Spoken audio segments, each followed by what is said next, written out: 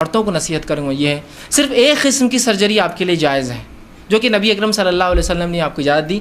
आप मैक्सिमम अगर चाहती है तो सिर्फ खतना करवा सकते हैं। अब बहुत से लोग हाँ ये क्या है खतना, ठीक।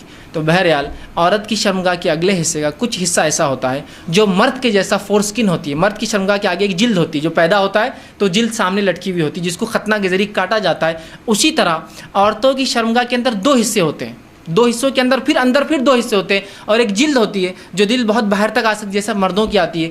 रसूलुल्लाह सल्लल्लाहु अलैहि वसल्लम जब सवाल अल्लाह के रसूल क्या उस जिल्द को हम काटे, उस फोर स्किन को, तो आपने कहा हाँ मगर ज़्यादा नहीं वरना तुम लज्जत खो बैठोगे।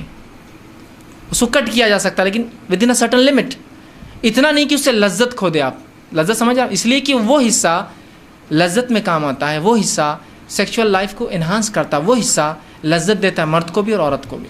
तो कहा कर सकती हो लेकिन अप टू सर्टन लेवल, बहुत ज़्यादा नहीं, इसलिए कि वो लज्जत फिर तुम्हारी मार खा सकती है। तो औरत के लिए ख़तना कराने का जो शरीयत में इजाज़त है उतना सिर्फ कर सकती है अदा के। लेकिन जब मैं ख़तना की बात कर रहा हूँ तो हरगिज़ मैं FGMs को सपोर्ट नहीं कर रहा हूँ, फीमेल जेनिटल म्यूटिलेशन को मैं सपोर्ट नहीं करता हूँ, क्योंकि वो एक अलग अमल है। रसूल अल्लाह जो इजाज़त दे रहे हैं वो एक अलग अमल है, याद रखिए। इन दोनों को ख़तन मत मिलाइए। इसलिए कि होता है इस्लाम पर एक इल्ज़ाम में औरतों के हुकूक मारने में एक इल्ज़ाम ये है कि इस्लाम अलाउड्स फीमेल जेनिटल म्यूटिलेशन FGMs। इस्लाम कभी भी FGM की इजाज़त नहीं देता। फीमेल जेनिटल म्यूटिलेशन क्या होता है आपको बता देता हूँ। उसमें होता ये कि औरत की शर्मगाह के जो दो हिस्से होते हैं दोनों को काट दिया जाता है, काट कर उनको चिपकाया जाता है पकड़ कर, जैसी नश्तर मारते हैं, सब बच्चों को करते हैं ना खतना, नश्तर मारते हैं अंदर का हिस्सा नहीं बाहर का, और उसको चिपका दिया जाता है और उसको सी दिया जाता है।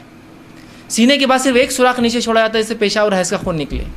इसकी वजह क्या बताई जाती है कि जब उसका निकाह होगा, निकाह से पहले उसको वापस खोला जाता है और काटा जाता है ताकि वो अपने शौहर के लिए पाक करे। शरीयत हरगिज़ इसकी इजाज़त नहीं देती और बहुत सारे ममालिक इसको कॉमन प्रैक्टिस समझते हैं। शरीयत में इसकी कोई गुंजाइश नहीं, याद रखिए। जो मैक्सिमम गुंजाइश है वो है सिर्फ खतना की, जो कि बाहर के हिस्से को काट के नहीं, अंदर से जो एक फोर स्किन आती है उसको काटने की इजाज़त है, ठीक है। तो FGM की बात मैं नहीं कर रहा हूँ, सिर्फ खतना की, सरकमसेशन की बात कर रहा हूँ, ठीक। आइए सेकंड, जो औरतों में एक एहसास कमतरी की वजह से आज जो बढ़ रहा है, जो ये पिक्चरों का और ये